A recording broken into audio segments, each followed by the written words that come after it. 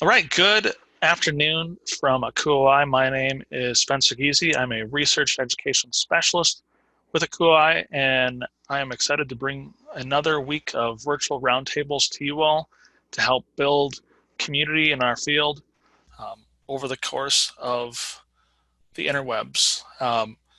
We have today's focus as mid-level staff and really coming together to talk about what that type of position is like right now in housing residence life, some experiences we're having, sharing some best practices, and really just getting to, as a group, talk about what we're experiencing and how we can take items that we learn from this and gain from this and bring it back to our staffs and our campuses. So thank you again for joining us. We will go for an hour. This webinar is being recorded. We will post this on social media and YouTube when it is finished. So if you have to leave early or you have a colleague that could benefit from this, you'll be able to send that to them following today's session. Before we get started, I just want to point out to all of you, we've got a number of ACUI online resources for you to check out. We have our virtual roundtables from last week on our YouTube channel, so please take a look at those. We also have a number of dedicated threads to COVID-19 response in our ACUI online community. And then we also have a COVID-19 resources page that has a lot of research documents, resources for you to take and use on your campuses. I'm joined by three fantastic co-facilitators today in Josh, Aramis, and Curtis, and we will get to know them momentarily. But first, I just want to give a brief overview of what today's virtual roundtable looks like. Really, this is a conversation, not a traditional webinar. We want our participants to be able to share with us what they're seeing on their campuses, what they're experiencing, ask questions to us, or bring up topics they'd like to hear the group cover. This is really an opportunity for you to connect and be part of a webinar. This is not going to be your typical, we're going to click through slides and you're going to listen. We want audience participation. So please step out and help us do that with your comments and your content. So you should see a Zoom menu. I'm sure I have found that over the past week, many of us are getting far more familiar with Zoom and the functions and tools that it has to offer. So right now you should see perhaps a Q&A function. That's the place where you can submit questions. And also you should see a raised hand function. So I just want to make sure that everyone's you're seeing our slides and you're hearing us on audio. If you could just hit the raise hand, just so I can see that we are transmitting loud and clear. And also you're showing me that the raised hand function works, which it does. So that's excellent, thank you. I'll lower those hands and continue. If you pose a question, if you've got a really good one, I might reach out to you in chat and be like, hey, thank you for such a great question. Would you be willing to bring that up with our group? And then I would have you introduce yourself on microphone and share your question. If you have microphone and video, you can appear on both. Totally up to you, but that's one of the opportunities. Also in our questions that are submitted, you are able to upvote questions. So if there's a question that is posed and you're like, wow, that's a really good one, you can upvote it. So that goes to the top of our list and we can recognize that, wow, there's a lot of people in the room that want to hear the answer to that question or talk about that question. I will also use the raised hand function at times to see if you have some practices on your campuses that you'd like to share. So for example, when we're talking about caring for our staff members, if you've got a practice that you're using with your staff, so I might say, hey, raise your hand if you'd like to share that with the group. And I will try to call on a few folks that have content they'd like to share with the rest of us. So again, if you're a willing participant, if you have a working microphone, we'd really like to engage with you over the course of our session. So enough from my end. We want to hear from our co-facilitators and get to know them a bit more. So really, I'm going to have each of our co-facilitators introduce themselves, and if they could just kind of share where your campus is at with COVID-19 response. I know wherever you are, we are varying quite a bit in how it's affecting campuses, how it's affecting work.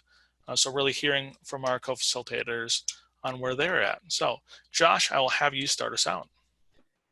Thanks, Spencer, and good afternoon, everybody. My name is Josh Gannon. I'm Associate Director for Housing and Food Services at University of Washington.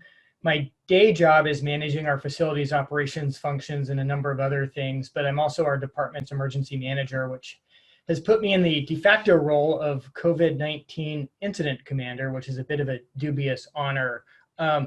We've been, working pretty heavily for 3 weeks now on this effort, as everyone has.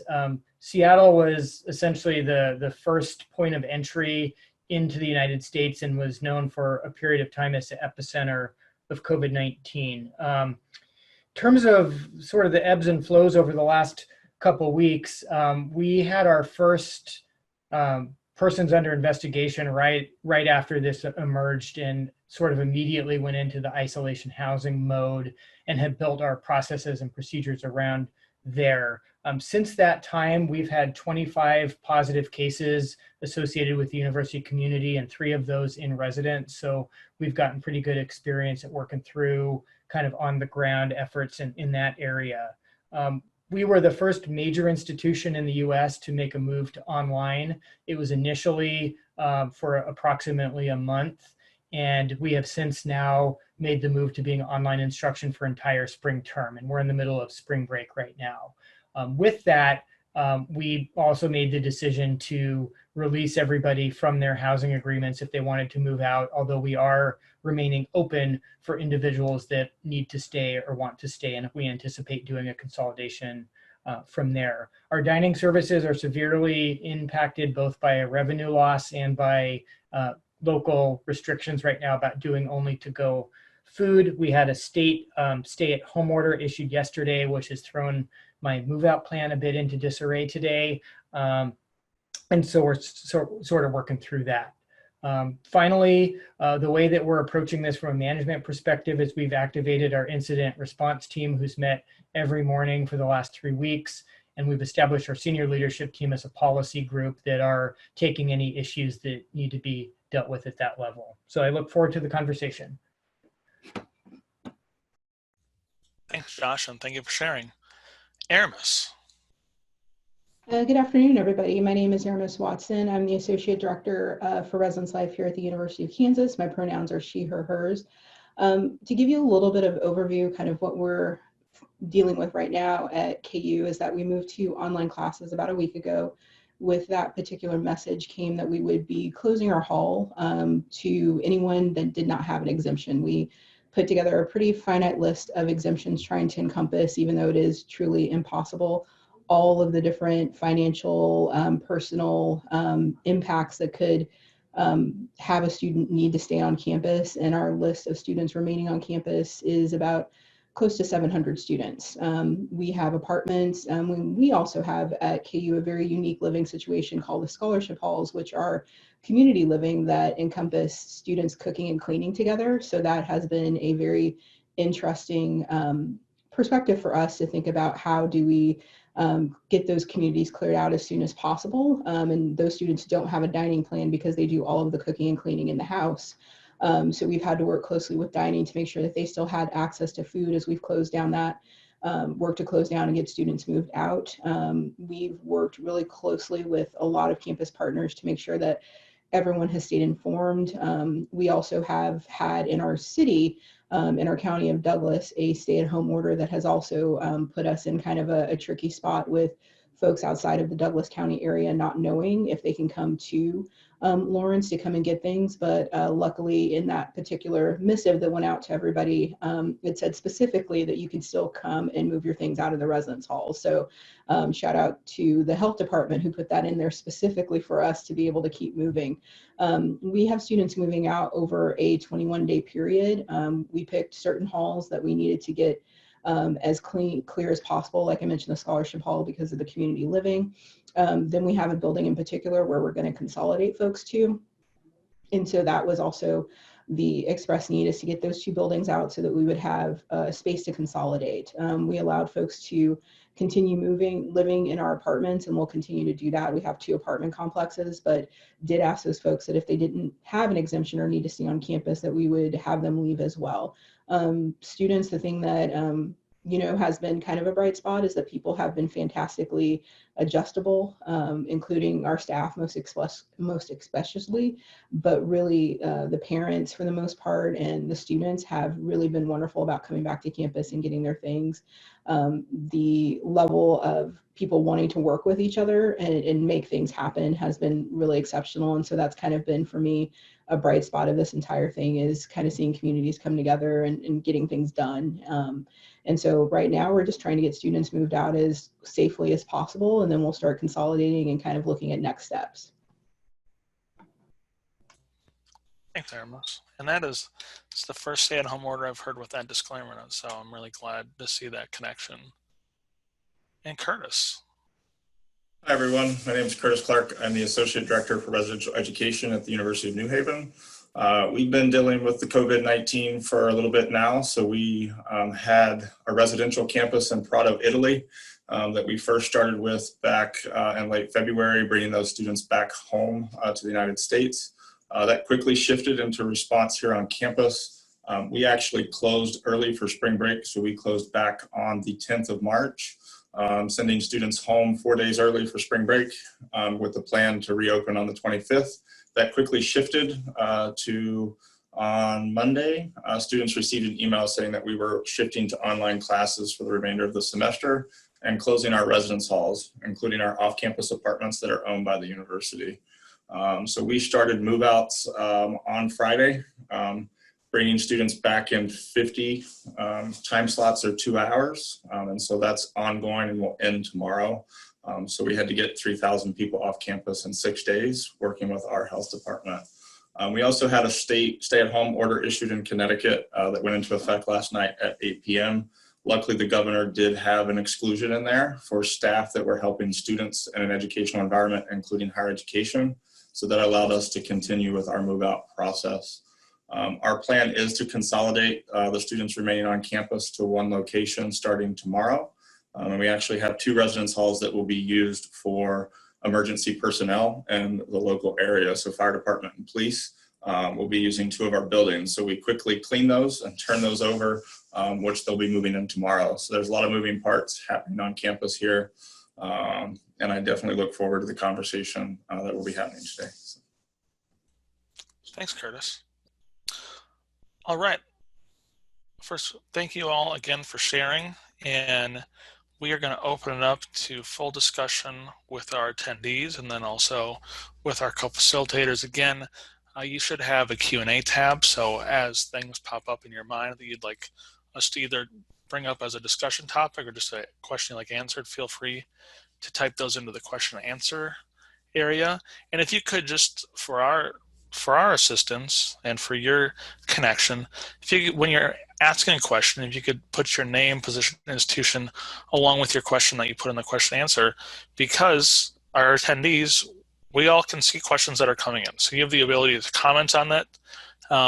As an attendee, if you see another question you want to, share a comment or share a resource there. And you can also connect outside of this session if you've got other people you connect with that are having similar concerns, similar issues. So feel free to connect there with each other as you're asking questions. As promised, I want to have audience participation. So we have Megan joining us with our first question for the group. So Megan, if you could unmute yourself and introduce yourself to the group and ask your question, that'd be great.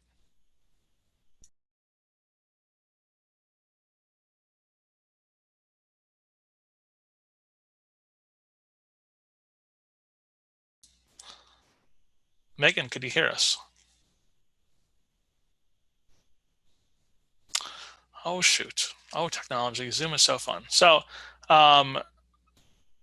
Megan's question. Oh, I see Megan. Oh. Okay. Megan is on the phone and I can't figure out how to get Megan's voice connected. I apologize. So Megan's question for our group. Could someone share the step-by-step process for students who test positive for COVID-19 and need to be quarantined? What's the protocol that you're using? Well, this is Josh at University of Washington, and we've worked through collaboratively with our Environmental Health and Safety Office to develop a case management plan that as the numbers grow, we think is sustainable over the long haul for us.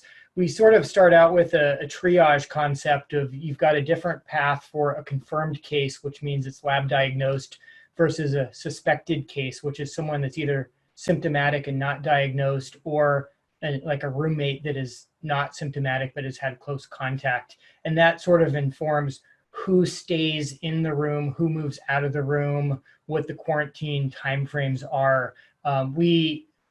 The majority of our inventory is like double rooms with a private restroom. And so they're actually, a lot of our rooms are ideal for quarantining in place. And so the initial premise is to leave the sick student in place and move the well roommate. So when we get into it, our environmental health and safety office acts as the public health official on our campus. And so they're the intake of a positive test result. They would notify a group of our staff via email with our RD on call, serving as the initial intake point. That RD on call would provide the room configuration, roommate information, and contact info for all roommates and the positive case back to environmental health and safety. And then the next step was them doing a case investigation, which means they would contact the sick person as well as any roommates, inform them on current condition, symptom onset, close contacts, movement within the building and campus, and then they discuss self-isolation requirements and protocols.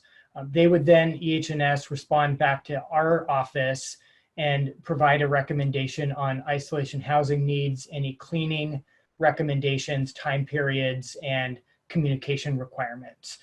We started out sending a building-wide notice every time there was a positive case, and we've since pivoted now since they're doing close contact monitoring. There's no special needs for a resident of the building elsewise to do anything differently unless they had close contact with that individual. And for privacy reasons, we don't send a blast with the name.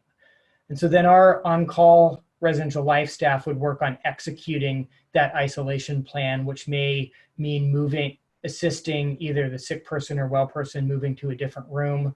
We've got 17 spaces in our inventory held offline for this purpose. We would execute any enhanced cleaning that's needed, although our standard touch point disinfectant cleaning right now, which happens twice a day, meets the recommendations by the CDC for COVID cases. So there's usually not much extra. And then we've got a model in place to do remote laundry and meal delivery for residents in isolation. So that's sort of a high level, the way we work through it. It is very case specific and nuanced.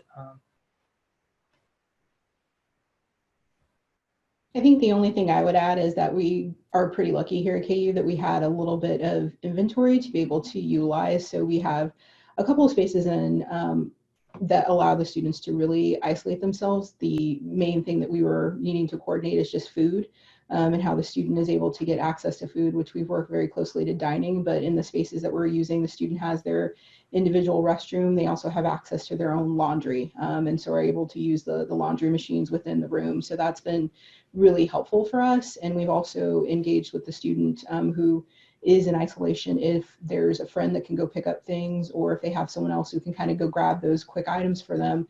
We really kept low touch and contact with the student as much as possible. And I can sanitize our process document and share it somewhere if that would be helpful. Gosh, that is always helpful. So if you're willing to share, we've got a lot of, whether that's a resource on the online community, or even if you want to, if that is linked somewhere, if you want to go to the questions and answer spot and put that in there, that works too. A follow-up question that was posed that, have any of your campuses allowed quarantined students to leave campus, go home? So luckily for us at UNH, we've not had any students that have tested positive, but we did have students that when they came back from Italy, we sent them home for a 2-week period. The plan was for them to come back after spring break just because of their potential exposure. We also had 18 students that attended a conference in Washington, D.C., where somebody had tested positive. Those students came back. we really shifted quickly to close the campus. So we have not had that issue here, and luckily have not had any students test positive at this time. Under our protocols, the only compulsory quarantine is an individual that is tested positive, and that's per a public health directive. Any other circumstance where if someone's symptomatic and not diagnosed, or they've had close contact, is technically a voluntary self-isolation. And to that end, we strongly encourage them to stay, but have no mechanism to require anything. And we have had some that have gone to their permanent home. And in some cases, that's actually advisable even for an individual that's been diagnosed, if there's a circumstance where they can safely go home and self-isolate or quarantine it somewhere else, that in consultation with public health is an option. Yeah, I would agree with what Josh just said. A lot of only what we're dealing with is those that are voluntary. And so encouraging them, if they have space to be able to go home and it's safe for them to do so, then have been utilizing that for themselves. And if it's not, then we've been more than willing to work with them in the space that we have. Thanks, all. And I will, there is currently in our question and answer chat, there's quite a bit about social distancing in halls and how people are being spaced out on floors. I think you all did a great job of kind of sharing what types of rooms you were putting students into. I highly encourage attendees of this, if you want to kind of type in answer Ed's question in terms of what are some of those social distancing protocols you're using. A few of you have already done this and typed in your comments to how that's being handled on your campus, but continue to keep putting in what you're using, and that'll help us have a good idea of resources and practices that are out there. Another question that's getting quite a bit of chatter in our Q&A, and is one that I've heard quite a bit last week on our virtual roundtables as well, are student belongings based on these move-out processes, whether students aren't allowed. Some campuses are not even having students come back right now, maybe come back later, ship their items, take the essentials, and the rest gets shipped. What are your campuses doing with student belongings if they have not all been able to move out, or if the students aren't able to return from an extended spring break to get said items? So we actually have secured those items in the rooms that they're in. We've also had some students, because we were restricted to a 2-hour time window, so students could come back, grab essentials, or maybe they couldn't move everything out. At this time, those rooms have just been secured, and we're moving on from those at this point in time. We're not charging students any type of storage fee. And the message that went out to students about the closure of our halls made it clear that it was voluntary for them to come back. It was not mandatory that they come to move their items out. And this is just all in response to states around us shutting down, different stay-at-home and orders that have happened that we're trying to accommodate students as we need.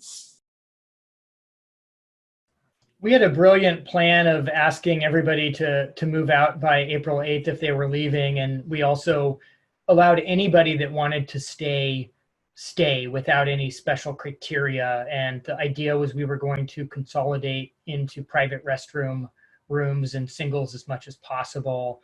And the stay-at-home order sort of messed that up. And so we have also partnered with a vendor, Dorm Room Movers, and there are other vendors out there that do this to arrange, and they'll actually come in and pack for a student and either store the belongings or ship them to the students. And we've had about 500 takers on that service. But where we sit today now is we've extended our move out deadline to the end of April.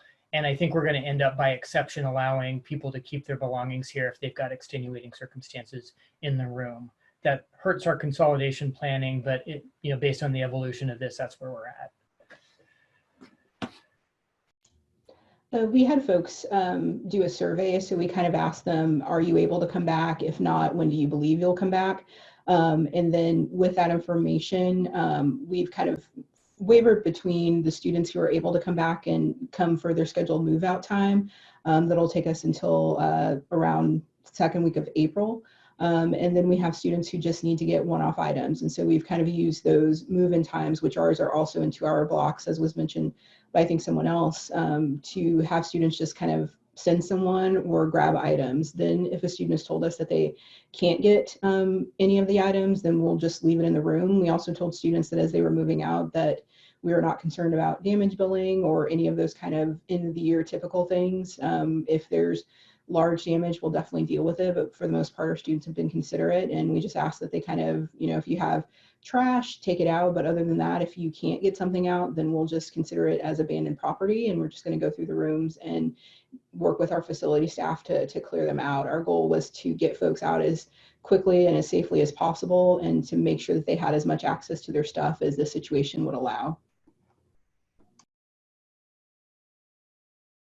So, as we, continue on this, Anna Brown had a great question and talking about how we're seeing these move up processes.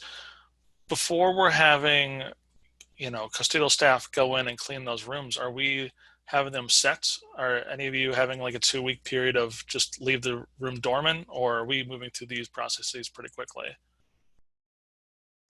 We've worked quite closely with public health on this aspect, and CDC guidance is to allow spaces to stay vacant for 24 hours if possible. And the idea behind that is if there are any droplets, respiratory droplets in the space, that allows them to dry and not become sort of aerosolized when cleaning. Other than that, the cleaning up in a COVID case doesn't substantially differ from what standard disinfecting cleaning practices are. The protective equipment that's advised is whatever is required for the disinfectant product they're using. But that 24 hours is the safe zone for us.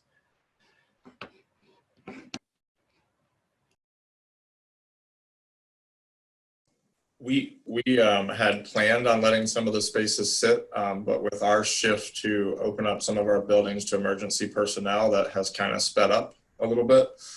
All of our keys were dropped into a key box. The plan is to let that box set for 2 weeks before we go to our keys. But we are in that space where we can. We're not going to be sending staff into those spaces unless we absolutely have to.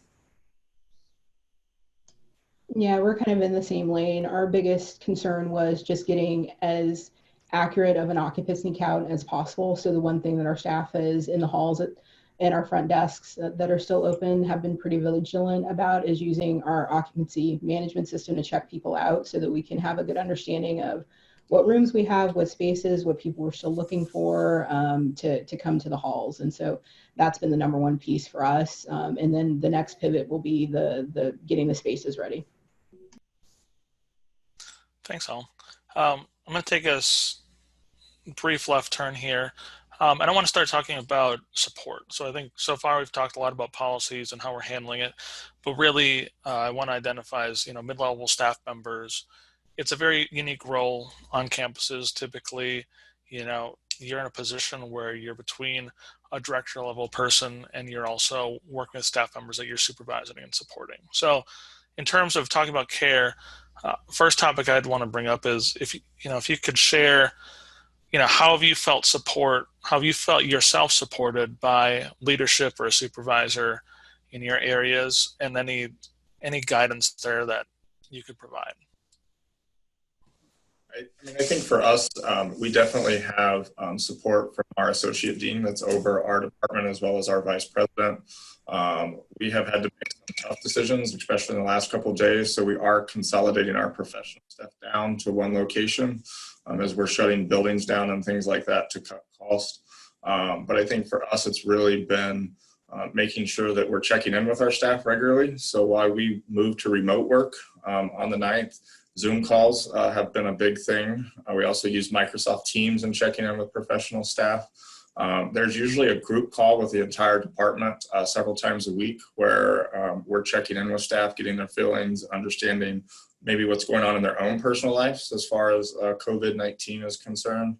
And I think really just working through them to make sure that they know they're supported and that they're important during this time. Same thing with our RA staff and keeping them engaged as we make this transition. I think the thing that we've really focused on that I think hopefully has been helpful for our staff is just their own personal health and wellness. For individuals who have and do this work who have compromised immune systems, for those who have their own medical issues, making sure that they feel comfortable in the spaces that they're being asked and the work that they're being asked to do that's pivoted so quickly. I think helping people feel like there's a good space and a good lane to be able to disclose that has been both hard, but also I think humbling at the same time, to know if you have the trust of your staff to be able to share that information, and making sure that they do feel comfortable and that you feel comfortable at the same time, even if it might put you at a short staff piece, to say, nope, for your own health and safety, it's okay if you sit this out. It's okay if you go and you work from home. One of the interesting things that's happening on our campus is that a good portion, due to the stay-at-home order and just the nature of the jobs, is that most folks around us have moved and transitioned to work from home.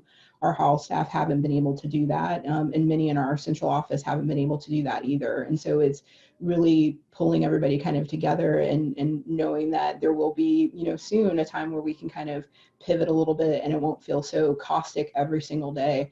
And so just really helping people understand that, and helping people really make some real tough personal decisions, and being able to support that as an employer, I think has been a real challenge, but something that we have to continue to do. And my hope is that we'll learn from this about how we can make our jobs more accessible, how we can make our jobs more easily for people to be able to share that information when there are things that just don't match up for them to be able to do. The organizational premise we've been using is maximum flexibility, and you could apply that in any variety of situations, but kind of acutely, it means that we're working one-on-one with our staff as best as possible to work through concerns that they may have. Kind of on a short-term level, we have certain aspects of our operation that are just overrun, and our assignments office is one of those. And so we've dedicated a team of 10 other professional staff members to help them get through the hundreds of emails per day. And I think that demonstrates sort of some care and attention to their evolving workflow. Our executive director has started to do a weekly email in the spirit of being transparent about tough decisions and changes to the best of her ability. And we've been talking a lot now, sort of looking into spring term and the impacts of the concept that, this is what I call we're in a winter, we're not in a snowstorm. It's a long-term ongoing situation. And we are able to normalize that every other institution in the country is doing this. And so while it may feel like we're all sort of alone in responding to this, there is a broader network out there. Thank you all for sharing. And I think that is, wow, Josh, some great words there. Great approach. We're going to do a little audience participation. So what I'm looking for, if you raise your hand for the next area or for the next topic, really that's putting yourself out there as someone who I could call on. We could unmute your mic and you could share your practice with the group. So what I'm looking for are some ways that you have been able to support staff members you work with, some promising ways that you've been able to show support to those you work with. So if you go in and you raise your hand, that's you saying, hey, I have something I'd like to share with the group.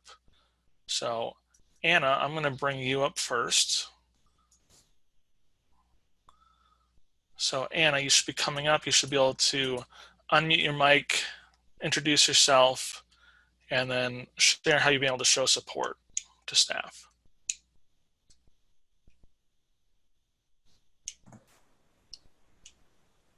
Hi, Anna. Hi, how are you guys? Good. Good. So some things that I've been doing just to support my RA staff, I oversee an area and I oversee 12 RAs. I've just noticed already a lot of them are just wishing that they were back on campus. And so I've really been trying to keep our group meets going and keeping them kind of engaged that way. I just scheduled a Google Hangout with all of them during a regular scheduled staff meeting. It will be less administratively heavy because a lot of them have left campus and they aren't continuing in the role due to everything that's been going on, but more of just a time for all of us to just kind of connect, see each other, talk about how things are going, TV shows, just some things like that. And then it's a really small department that I work with, but some of the things that we've kind of done as a group is we'll all try to kind of like find the funniest meme and send it to each other in the morning, or just kind of like some funny gifts, and just trying to just like bring smiles to people's faces during all of this time. So those are just some small ways that I've found. Thanks, Hannah. I found there's a mom polar bear teaching a baby polar bear at the Columbus Zoo how to swim today, and that was something we shared around our Zoom chat in the office just to bring a smile to a face, so appreciate that. Pam, I have Pam joining us. Pam, if you could unmute yourself and then introduce yourself to the group and share what you've been doing. Sure. Can everybody hear me? Yes. Cool. So my name is Pam Gonzalez-Wheeler. I'm the area coordinator for diversity and equity at Central Washington University. So we're mid-sized public, rural-ish, about an hour and a half, 2 hours away from Seattle. And I supervise 6 live-on professional staff members, but I have a co-AC who supervises 5 others. So I kind of co-supervise 11, but directly supervise 6 live-on staff. And so it's been mostly about both supporting them and then supporting them in supporting their RAs. And a couple of the things that we've kind of talked about, my co-AC and I and my teams, our leadership is doing a phenomenal job with keeping us as informed as possible and managing all of the emergency preparedness pieces. And I've been struggling a little bit in the beginning to figure out where my role is as the mid-level person that's not necessarily involved in the upper meetings, but is responsible for ensuring our RHCs feel heard. And so we, in addition to the teams thing that people have mentioned, we started a parking lot for RHCs to ask questions there that we could then follow up with our upper leadership with. We do morning meetings that are just lighthearted, Jackbox games, questions of the day, showing each other our animals, things like that. And then they do a daily report at the end of the day, which allows us to get questions that we need to find out for the next morning's meeting. And so it's really just about kind of trying to tighten up communication, supporting them. And the biggest thing for me is trusting them.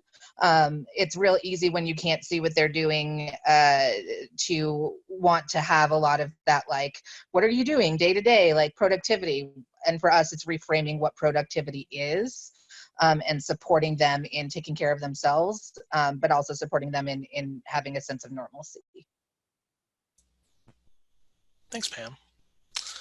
And I have Sasha on the line. Sasha, if you could unmute yourself and introduce yourself to the group and share what you've been doing.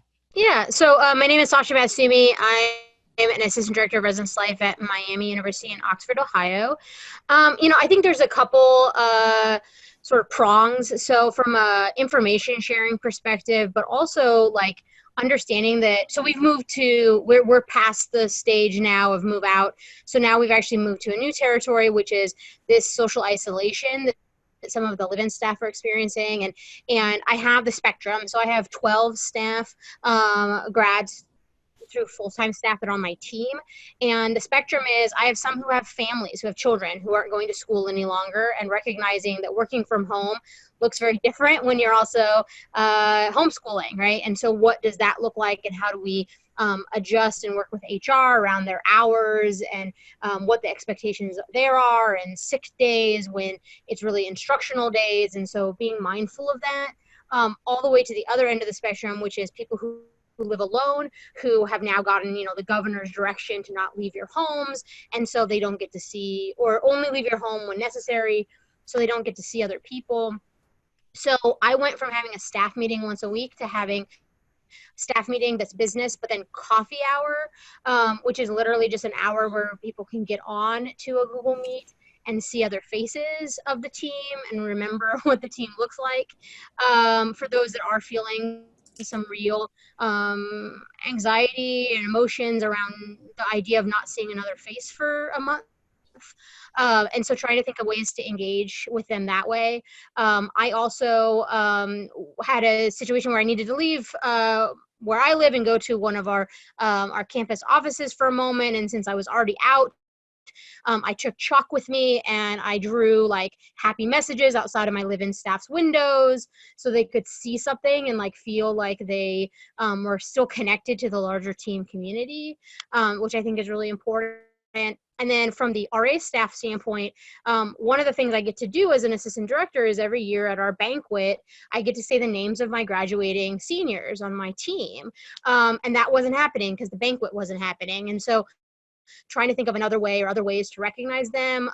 I was like, hey, I know you still have a month and a half of school, but I sent an email out as the day that the RAs were departing campus, and I acknowledged our graduating seniors and said, can we all take a moment to recognize them at whatever stage or place you're at? So just trying to figure out ways to like celebrate that aren't in public. I have a colleague who has his doctorate and I joked with him about, I mean, not joked, but was serious about, can he hood our graduate staff who will not have a graduation any longer? And we were talking about what would that look like from a social distancing perspective, but if they could be able to have that normalcy. So he would go to their apartment and ceremoniously hood them, because they're not going to have their hooding and they're not going to have their faculty to do that. And so, you know, talking about how do we bring some normalcy to their lives, because they're losing a lot of those like spring things that people looked forward to. Sasha, thanks so much for sharing, and to all of our audience members who shared in the last few minutes. I appreciate that, and thanks for being active and engaged members of this virtual roundtable. Next, I'm going to throw it back to our co-facilitators, and we've talked a lot about what we're doing for other people, but hopefully you'll be able to share maybe a few things that you're doing for yourselves in these really tough times, stressful times.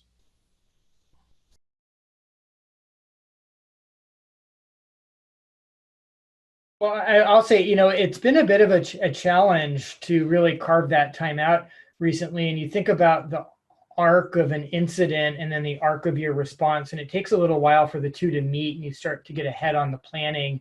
And so this may sound a little weird saying this, but one of the biggest things that I've done for myself is really try to put systems and structures in place to respond to the evolution of the situation that didn't rely on me as the one point of contact. And that's been able to free up time after work on the weekends to where I'm not constantly paying attention to my phone and seeing what email is coming in next, and being able to establish some of those parameters, which then allow time for me to spend with my partner and not be just all work, work, work. And Netflix has become our best friend, especially now that there's nowhere out to go to and no friends to hang out with. I think for me, it's been a crazy couple weeks. So making sure that I carve that time out to go home. So I live right across the street from campus, so it's easily to get pulled back in. But Netflix has become mine and my partner's best friend. We have 4 dogs at home, so spending time with them and getting to walk them outside where we can and when we can. But I also think for me, it's been being on campus these last few days and being with my staff and supporting them is also good for me. And luckily our structure at UNH, we have an operations side, so they're really handling all the assignments and the other pieces that are going on. And my role has really been helping to support our staff and being on campus with these families. So I think our structure has allowed me to take care of myself somewhat with all the busyness that's going on campus. So for me, I think just kind of keeping touch points with my family. So I have a sister that is in Washington State. She's a PhD student at Washington State University. So keeping in constant contact with her to make sure she's doing okay. And then I have 2 boomer parents that are doing kind of their own thing a couple hours away. And so keeping in contact with them as well and making sure that they're doing okay, and just kind of reshifting and refocusing and making sure that I keep both updated on the news, but not consumed by it. I think that that's kind of been the biggest thing, is really putting some touch points about not being on Twitter all the time and not ingesting all of the news all of the time. Thanks, El. We've had a number of questions come in regarding how you're handling student staff on your campuses. And this is a question we've gotten quite a bit in these virtual roundtables, is if you could just share your approach in terms of, are you keeping some student staff members working? And when I say student staff, a lot of times I'm talking like that RA type professional or paraprofessional. Do you still have desk operations open in your buildings if you've got limited residents? Have contracts for student staff members? Are they continuing throughout? Are those basically ending early? And there's a lot of questions there. So any really content that you can share regarding that would be helpful for the group. I think the thing that we kind of ran into is everybody was on spring break. So we had a sort of, best way to describe it, as skeleton staff of undergraduate students who were covering. And for a couple of days, we needed those folks to really kind of be there to cover duty as we kind of figured out. And then the situation with classes going to online rapidly kind of changed what we needed to have staff here for. And so we recently just kind of asked our staff to check in with us and to share with us their intent, if they feel like they continue to can continue to do the work, if they feel like they can come to campus, if they feel like they are needing to stay on but can't work. And so we've kind of given them, both in the desk assistant and the undergraduate student role, particularly since one of our communities, those two roles we won't have because of the communal living, and no longer doing that, giving them the choice to make the best decision for them. Our university has worked and talked about, as a larger institution, about what financial compensation looks like, which is a particularly hard thing to kind of understand and work through, because an RA job isn't necessarily something that you can do wholeheartedly virtually. And so that's something that we're still working through and trying to figure out. I think in regards to the students that have wanted to stay, they have and been able to stay. They've been fantastic. I think for us, the other piece that we've run into is that we just, as this kind of was all hitting, had finished up our fall hiring processes. And so we were right in the middle of sending letters, and we do a orientation for our staff. And so now we're trying to figure out how that goes online and how we kind of both wrap up this year, get folks hired potentially for the summer, and then get folks oriented for the fall. It all seems very smushed together right now, but those are kind of the pieces as we deal with the current. We've also got to keep our eye on, just like I know a lot of folks are gearing up for TP and kind of that virtual thing that's happening in the next couple of days, of how do we keep our eye on hiring staff for next year to make sure that our operations are still functional. And it feels like a lot, but really trying to compartmentalize all of that and still get it done.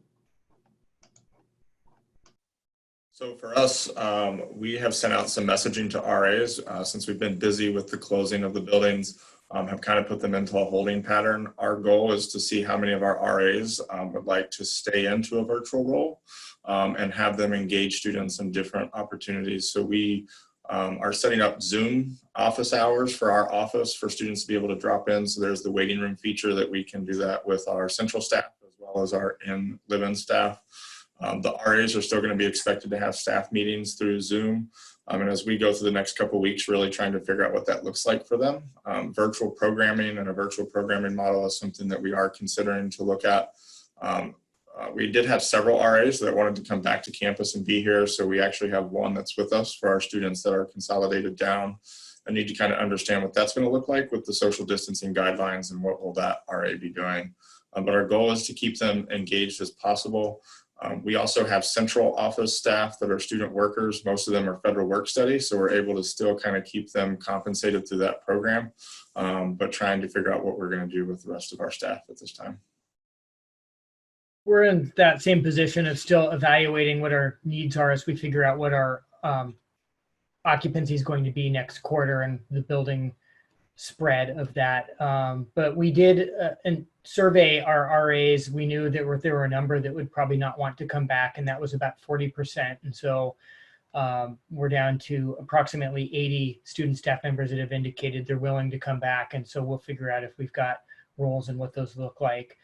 We have not scheduled our dining students for shifts based on the reduced dining operation. And we're currently still operating our desks, but those will probably collapse in the next week or so into a smaller operation. Thanks, Al. I do want to be mindful of where we're at with time during our session today. So I do want to, take it back to our co-facilitators. And if there's any topics that we've not touched on that you would like to discuss a bit more, I'd be happy to dive into those. Or if there's any pieces of advice, feedback you'd want to give to our attendees, lessons learned perhaps from your campuses.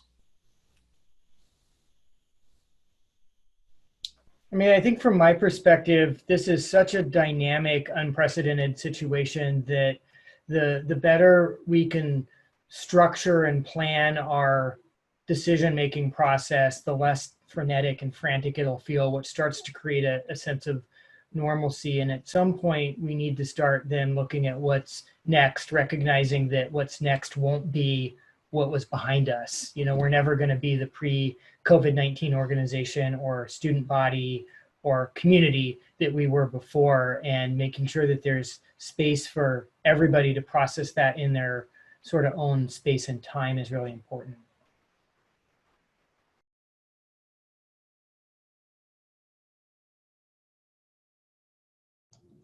I think probably for me, the biggest lesson is just, particularly as we were talking to other mid-level professionals, is just trying to figure out that push and pull between what your role is and the conversations that you'll be a part of, the conversations that you won't, and how quickly everything evolves, and just really working to make sure that the voices that you've always needed to voice are heard, and making sure that you're aware of what's going on so you can continue to support and do what you believe your role is at the time. And so I think that just learning and relearning that each and every day, and understanding how to better support people and myself has definitely been a lesson. And I think my hope is that we can kind of, as was mentioned, take some of the information that we're learning and that can enable us to make our practices even better and continue to move forward. Because there are some things that I think we've learned over the last week, 2 weeks plus, of the things that present as barriers that we find out really aren't barriers any longer, and how we can take that information and adapt it to be a more accessible and more equitable practice. That's my hope, is for me, is to be able to take this lessons and put it to good use. I think for me, the lesson that I've learned is obviously communication is always key. Communication in this landscape is ever changing. So while we come up with a communication plan today, tomorrow that can change. And so working with the staff and our partners just to understand that this is an unprecedented situation that changes each day. And so while decisions may have been made here, they may shift, and really making sure that we understand that there is an impact to both the staff and the students on campus as we navigate this experience. I also would express the sentiment that some of the move out things that we've done, while accelerated and in small groups, we've heard from families saying, wow, this was smooth, this was great. Can you do this for move in and move out at other times? So I think learning from some of these experiences and bringing those full force into our plans for opening, and really taking some of that positivity from this situation and bringing that to the forefront. So. I want to again thank you all for being co-facilitators today. Josh, Aramis, Curtis, really appreciate your time, your energy, your content, and then of course our attendees as well for joining us and making this an interactive session. And what I've been saying on these for over a week now is completely encourage folks, keep a journal, write down 2 things that happened today. It will be fascinating to look back on that, as this is such a fast moving process. And pick up the phone. You know, we put on virtual roundtables to help connect the field and help connect one another. And I've seen great chat in our Q&A today. And it's so great to see the names of so many familiar faces that I've seen at our conferences and events in the past. So keep engaging with one another. You've met people, you've got each other's business cards, you are friends on Facebook, you are connected on LinkedIn. Pick up the phone and check in on a colleague that's at your institution or maybe not at your institution. Because even if it's 5 minutes of a listening ear and sharing, I think it's really impactful. It's really important. It helps us not feel alone, because none of us are alone in this. We are seeing this more and more as we go through virtual roundtables. We're going through such similar circumstances on our campus where you may feel isolated and you are the only person there doing it, but there's support out there. So thank you for attending today's virtual roundtable. Stay engaged with us. We will continue putting these on. If there are topical areas that you want to see us cover, please reach out to either myself or KUI in general on a social media platform. We will connect. We will try to guide those conversations. Again, we have a resource page that has a lot of COVID-19 resources on it. We also will be holding 2 more virtual roundtables this week. We'll have a senior housing officers virtual roundtable on Thursday. And then it's open forum Fridays, where really it's for everyone about any topic we want to talk about on open forum Fridays. I find that to be a great way to end the week. So please join me then. And then again, we have a number of online resources for you to all check out. Thank you so much for attending today.